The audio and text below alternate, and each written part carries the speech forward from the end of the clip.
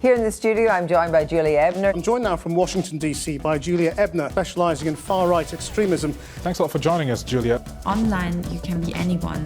I can be a far-right neo-Nazi, but I can also be a jihadist, and I can even be a man who's part of the incels movement. I am a science-loving, anti-racist feminist. But for my research, I have met with racists, anti-feminists, climate change deniers, and conspiracy theorists. I wanted to get closer to actually the people who join extremist groups and who are part of these movements. I wanted to talk to them in person and understand better what's driving them.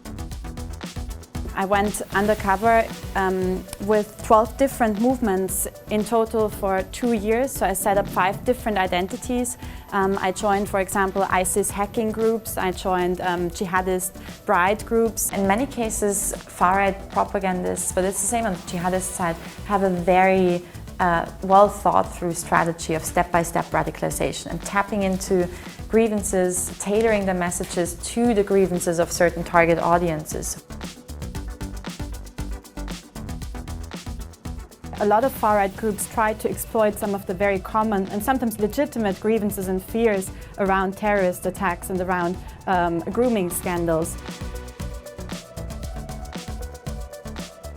Although I've been studying the evil sides in people pretty much every day, I still believe in the positive sides within every single individual.